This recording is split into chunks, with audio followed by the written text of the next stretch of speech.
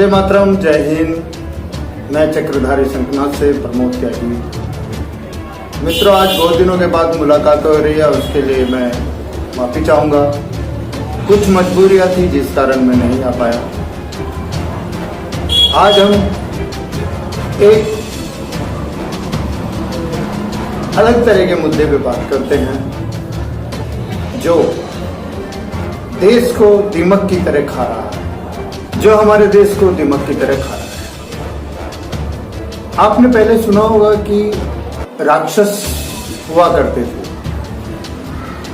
आज हमारे देश के अंदर भी माओवादी पार्टियों के भी रूप में राक्षस रूपी इंसान पैदा हो गए हैं, जैसा कि Samajwadi party, Bahujan Samaj party, TMC, Congress, आम आदमी पार्टी, एनसीपी वगैरह वगैरह वगैरह। इन्हों को देश की और देश के देशवासियों की किसी भी तरह की कोई चिंता नहीं है। ये सिर्फ चाहते हैं कि हमारे स्वार्थ के लिए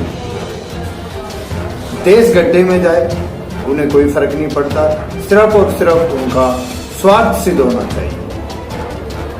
ये लोग आज देश को बेचने पे, देश को बर्बाद करने पे, इंसानों को इंसानों से मरवाने के लिए इतनी बुरी तरह से ये निर्दयता पे उतर आए हैं कि कुछ कहा नहीं जा सकता। कांग्रेस इन सबकी माँ है। आज की डेट में कांग्रेस इन सबकी माँ है। कांग्रेस की सह पे ही सारा कुछ किया जा रहा होता है। जैसे कि आपने सुना होगा कि महिषासुर, लवणासुर, भवानासुर, ये असुर वगैरह वगैरह। आज ये सारे असुर जो है इकट्ठा होकर पैदा हुए हैं और ये भारतवर्ष को बर्बाद करने के लिए अपनी अपनी रणनीति बनाते हैं।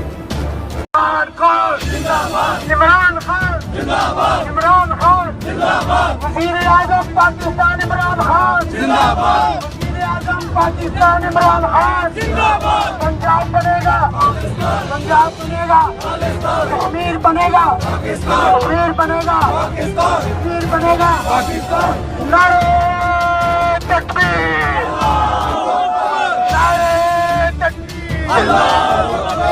खालिस्तान जिंदाबाद, पंजाब बनेगा खालिस्तान। अगर सिख भी हमारे साथ होंगे इंशाल्लाह ताला। उन्हें हमने इज्जत दी है, उन्हें हमें अपने सर पे बिठाया है, उन्हें इमरान खान ने इज्जत दी है, जैसा कि पाकिस्तान ने उन्हें इज्जत दी है।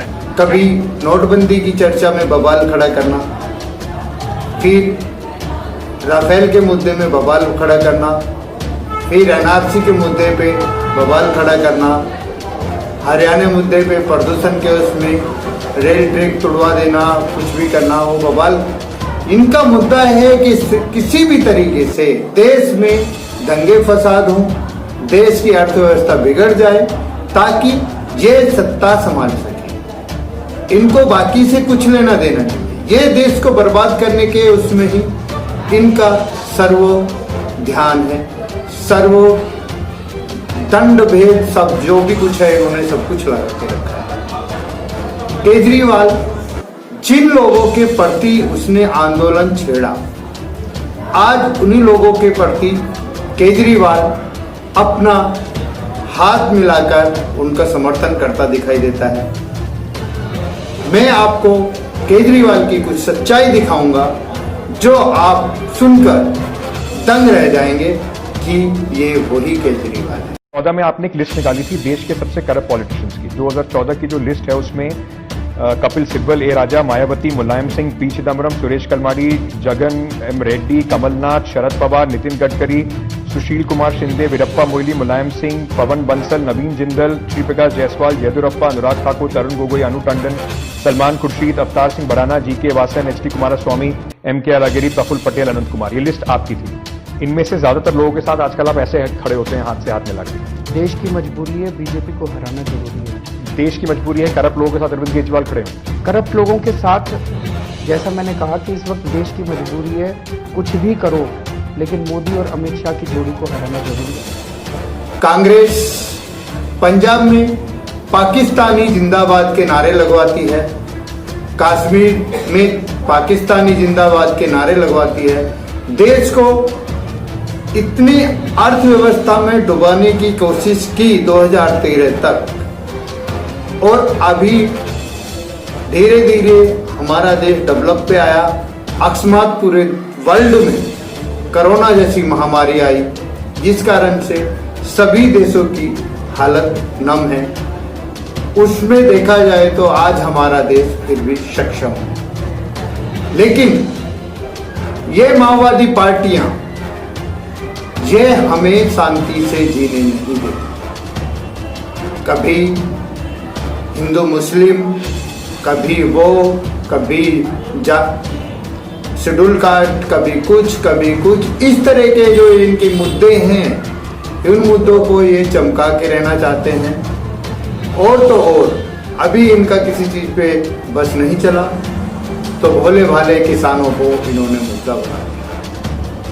और किसान कोई और नहीं, दिल्ली में जितने भी बैठे हैं वो सब पार्टियों के मिला जुला के चोट चमार बैठे हैं। वहां पे कोई भी किसान नहीं है। किसान बेचारे के पास तो अपने आज की डेट में किसान के पास अपने लिए टाइम नहीं होता है, तो किसान रैली में आके बैठेगा, किसान आंदोलन में आके बैठेगा। कौन सा किसान ऐसा है जो 6 महीने के लिए बैठ जाए? किसान अपने 4 घंटे बर्बाद नहीं करता, 6 महीने बैठने की तो बात दूसरी है। लेकिन ये सब माओवादी लोग, ये राक्षस प्रजाति के लोग, ये राक्षस प्रजाति के लोग जो हैं, ये देश को बर्बाद करने में, देश की जनता को गुमराह करने में अपनी अपनी अटकलें मिलाते रहते हैं और सभी एक संगठन बटला करते हैं और एक मुद्दा नया तैयार करते हैं। आज धीरे धीरे हमारा देश बहुत अच्छी कामयाबी पे हो रहा है। इतनी बड़ी महामारी से निकलने के बाद भी हम अपने को धीरे धीरे कंट्रोल कर रहे हैं। और एक बहुत बड़ा मुद्दा, ये लोग कहते हैं कि हिंदू मुस्लिम वगैरह वगैरह वगैरह, हिंदू मुस्लिम का राग नापता कौन है? यही माओवादी है। क्यों? क्योंकि इनकी दाल रोटी ही इस मुद्दे से चलती है। हिंदुस्तान में देखा जाए तो कोई भी मुस्लिम नहीं है। क्या खतना करने से मुस्लिम बन जाता है? खतना करने की पहचान ही मुस्लिम है। बाकी अगर ऊपर वाले के हिसाब से देखा जाए तो कोई ना हिंदू बना है ना मुसलमान बना है। ऊपर वाले ने तो एक इंसान बनाया। ये बंटवारा हिंदू मुसलमान चमार सिख फलाना ठिकाना ये तो सब हमने किया है ना। और अब हमें अपने देश के लिए एकता के सूत्र में बंधना होगा। मैं चाहूंगा कि अगर आप सभी को ये वीडियो लाइक आए तो इस वीडियो को लाइक करना, शेयर करना, कमेंट में जरूर देना। मेरी सभी देशवासियों से गुजारिश है कि अब इन राक्षसी रूपी नेताओं को पल्ला झाड़े और अपने देश की उन्नति के लिए कुछ करें, क्योंकि ये माओवादी लोग हमें जीने नहीं देंगे। कोई सा नेता ऐसा है जिसके पास अरबों रुपए की प्रॉपर्टी से कम हो? एक नेता 5 साल के लिए अगर एमएलए भी बन जाता है तो उसकी तनख्वाह चालू हो जाती है, पूरी जिंदगी उसकी कमाई शुरू हो जाती है। और एक मजदूर मजदूरी से हट जाए तो उसके घर पे अगले दिन भूखमरी आ जाती है। तो हमें अपने उस मजदूर की मजदूरी के बारे में सोचना है, ना कि नेताओं के बारे में। मेरे प्यारे देशवासियों, मेरे दोस्तों, मेरी आपसे विनती है कि अपनी आंखों से चश्मा उतारें और अपने देश की प्रकृति को जानें, अपने देश के नियम को जानें, अपने देश के कर्तव्य को जानें, अपने देश के स्वाभिमान को जानें और अपने देश में हो सके तो अपने देश के खातिर जिए और अपने देश के खातिर मरें।